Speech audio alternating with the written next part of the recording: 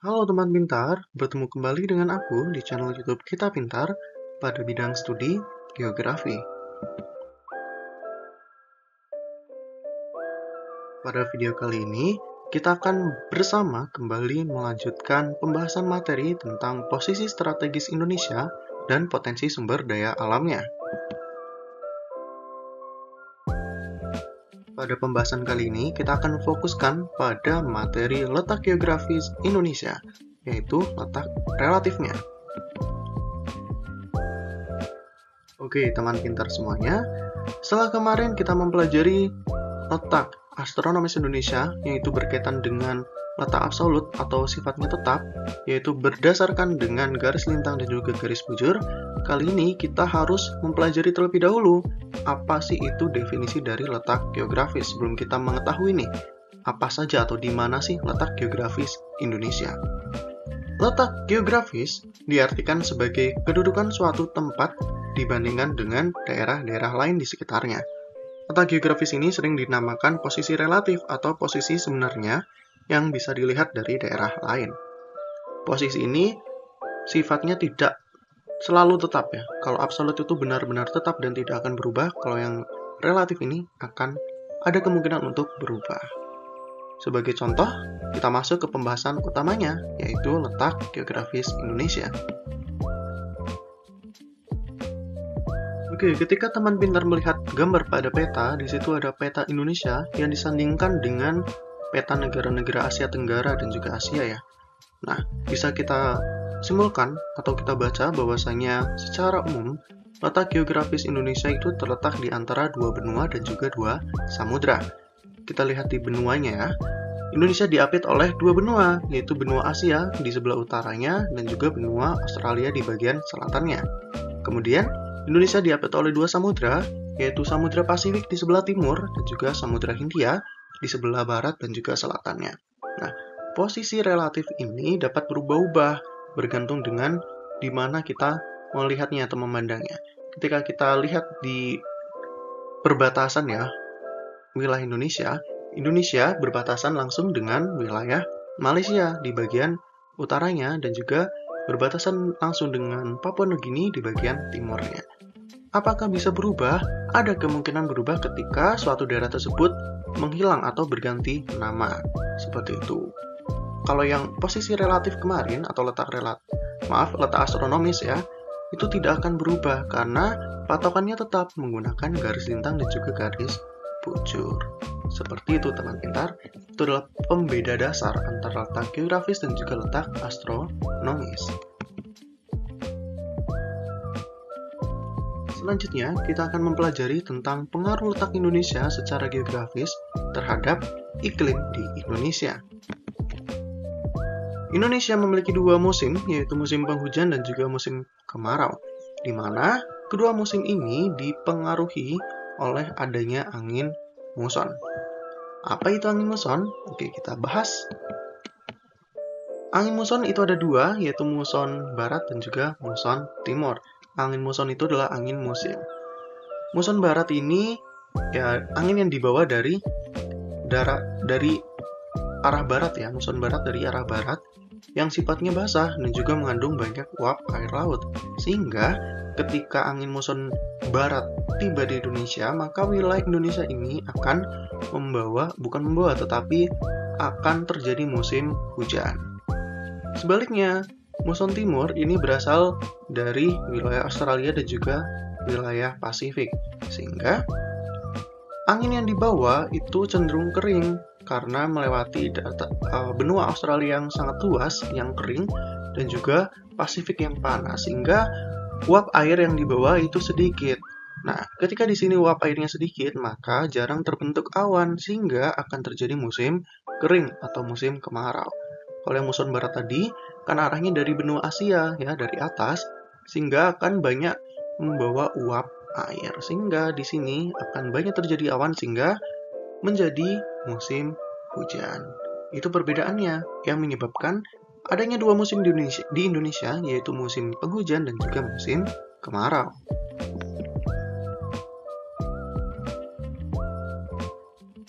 Kemudian, Perubahan iklim juga berdampak terhadap peningkatan terjadinya bencana hidrometeorologi.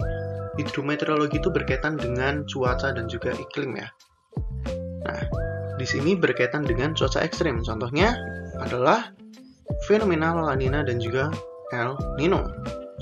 La Nina ini adalah fenomena iklim juga, di mana ketika terjadi La Nina di Indonesia, maka wilayah Indonesia akan terjadi musim hujan dengan tingkat curah hujan yang sangat tinggi.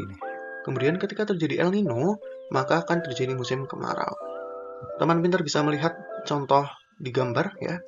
El Nino ini, La Nina terlebih dahulu, La Nina itu akan membawa uap air yang banyak ke Indonesia, sehingga di Indonesia, di bagian sininya, akan terbentuk awan. Akan terbentuk banyak awan sehingga akan menimbulkan musim hujan.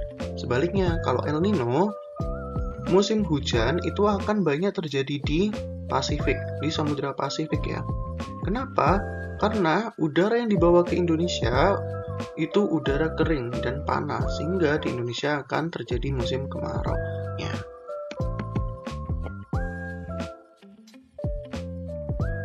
Kemudian kita akan melihat pengaruh dari letak geografis Indonesia di persimpangan lalu lintas dunia. Indonesia berada pada jalur silang lalu lintas pelayaran dan juga perdagangan dunia. Nah, kondisi tersebut memberikan potensi yang sangat besar bagi perekonomian Indonesia.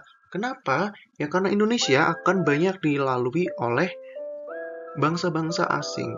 Sebagai contohnya adalah kegiatan ekonomi pelayaran. Nah, ketika banyak pelayaran yang masuk Indonesia atau transit di Indonesia, ya mereka akan membayar. Ketika Indonesia di situ membangun sebuah pelabuhan ya, pelabuhan transit yang besar seperti di Singapura. Nah, itu alasan kenapa di Singapura menjadi negara maju ya, karena mereka bisa memanfaatkan bahwasanya daerah mereka adalah daerah persimpangan lalu lintas dunia dan mereka bisa memanfaatkannya. Kalau Indonesia sebenarnya sangat amat potensial, bahkan lebih besar daripada Singapura potensinya, tetapi memang belum optimal untuk dimanfaatkannya. Yang kedua, keberagaman budaya di Indonesia yang sangat tinggi. Potensi Indonesia yang strategis menimbulkan banyak bangsa yang singgah di Indonesia, terutama pada zaman dahulu ya, ketika teman pintar mempelajari materi sejarah, di situ ada sejarah perkembangan masuknya budaya-budaya di Indonesia. Nah, ini berpengaruh juga dengan adanya letak Indonesia yang strategis di lalu lintas dunia ya, persimpangan lalu lintas dunia. Banyak orang asing atau bangsa asing yang masuk ke Indonesia, beberapa di antaranya menetap atau membawa kebudayaan mereka di Indonesia, yang berakhirnya terjadi akulturasi dan juga asimilasi budaya, membentuk budaya baru seperti itu.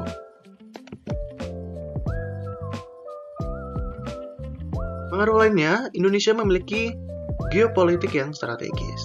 Karena berada di antara negara-negara besar yang berpengaruh dalam berbagai bidang, seperti perdagangan, ekonomi, persenjataan, dan sebagainya, jika dilihat dari segi ekonomis, posisi Indonesia dapat memberikan pengaruh besar dalam perekonomian dan juga kesejahteraan.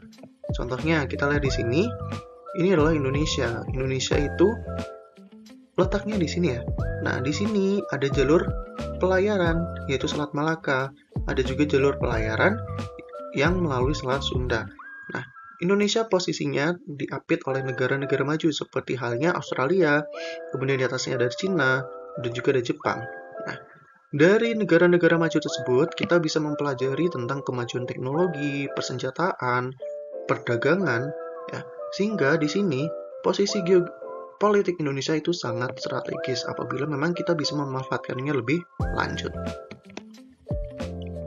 Selanjutnya, poros maritim dunia. Poros maritim dunia. Poros maritim dunia ini merupakan wahana strategis untuk mewujudkan perbaikan transportasi kelautan, keamanan maritim, pengembangan industri perikanan dan juga perkapalan, serta terjaminnya konektivitas antar pulau. Sebelum kita bisa memanfaatkan diri sebagai negara kaya raya seperti Singapura yang memanfaatkan posisi strategisnya di jalur perdagangan, kita harus terlebih dahulu memahami poros maritim dunia, yaitu menciptakan, intinya adalah yang paling utama, menciptakan terjaminnya konektivitas antar pulau. Contohnya adalah untuk kebutuhan logistik. teman pintar bisa melihat di Jawa di sini harga barang pangan dan lain sebagainya itu sangat murah. Tapi teman pintar lihat di bagian sini di Papua, di Kalimantan, di Maluku dan lain sebagainya, harga-harga di sana itu sangat mahal. Ya, kenapa? Ya karena kita belum bisa memanfaatkan bagaimana cara kita mengkoneksikan daerah-daerah tersebut sehingga barang-barang yang ada di Indonesia, khususnya di Jawa, itu bisa memiliki ya harganya sama. Yang di Papua itu memiliki harga sama di Jawa. Bukan hanya di Papua sih, tetapi di daerah-daerah luar Indonesia, terluar di Indonesia seperti di Aceh, Kalimantan Utara, Papua dan lain sebagainya. Ketika Indonesia bisa mewujudkan poros maritim dunia, maka Indonesia juga bisa meningkatkan kesejahteraan masyarakatnya, seperti itu.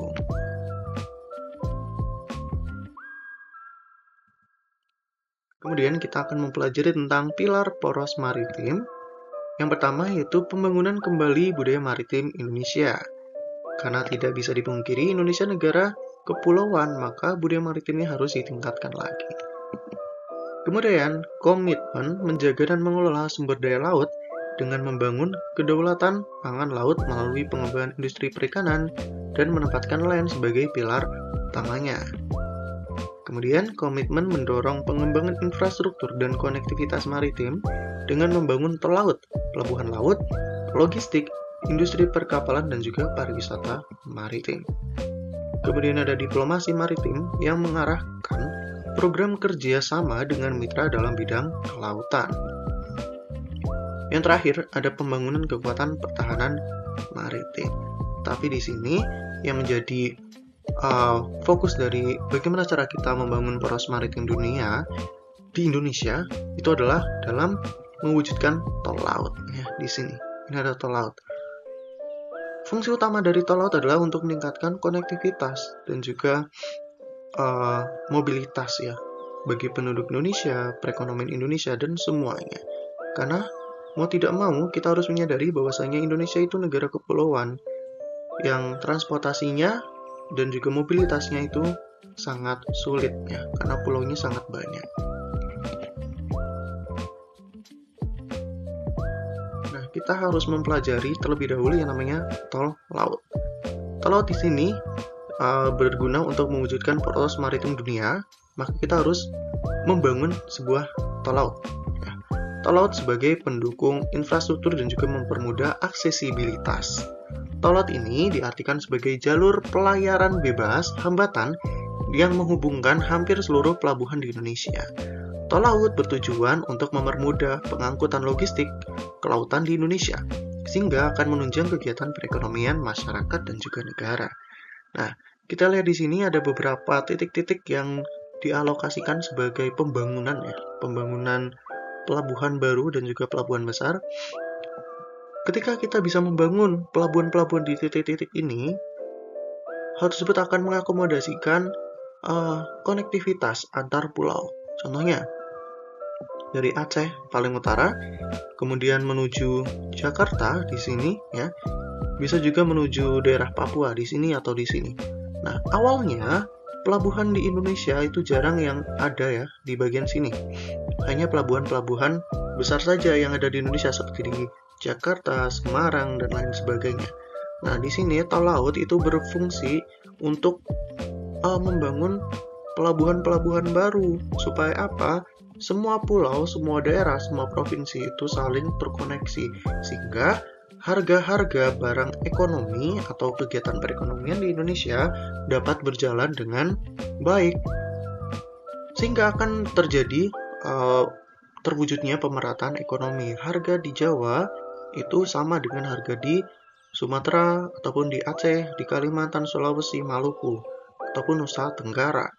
Ya meskipun harganya berbeda, tetapi tidak berbeda terlalu tinggi. Seperti itu. Itu adalah salah satu tujuan dari tol laut dalam membentuk poros maritim dunia.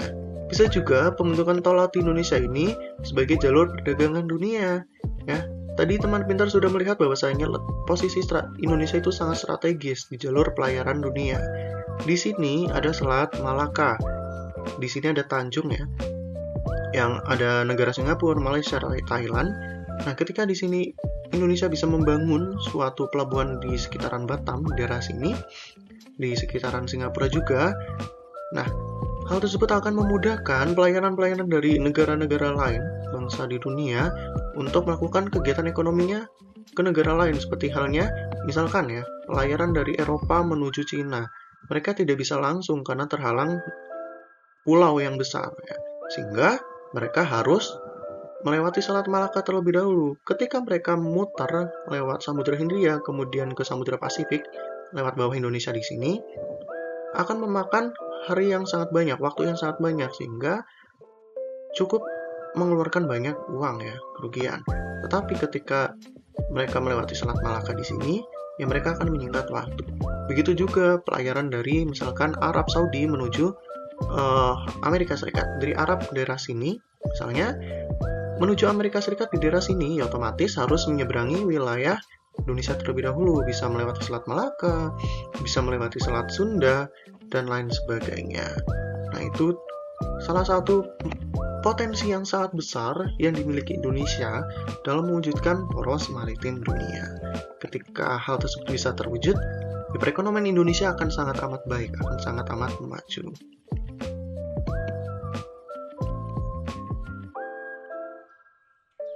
Selanjutnya, kita akan membahas keuntungan letak Indonesia. Yang pertama, berada di lintas perdagangan internasional. Seperti tadi yang sudah saya jelaskan ya. Nah, di sini ada Selat Malaka, jalur pelayaran Selat Malaka, jalur pelayaran Selat Sunda, lalu ada jalur di Selat Lombok. Nah, misalkan dari daerah India, di sini adalah India. Dari India akan mengirimkan barangnya menuju Jepang. Apakah bisa langsung motong ke sini? Tentu saja tidak, karena di sini ada pulau. Sehingga mau nggak mau, hanya ada dua pilihan. Mereka melewati sini, atau melewati Indonesia ya, sini, atau muter dari sini menuju Samudra Pasifik, baru sampai Jepang yang ada di sini.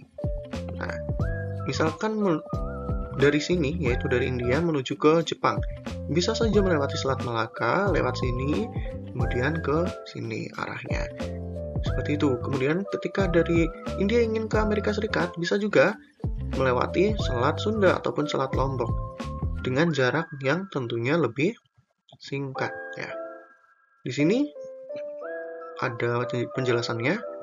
KRA Kanal plus 0 km, di mana ketika melewati Selat Malaka di sini jaraknya 1200 km, time savingnya 2-3 hari.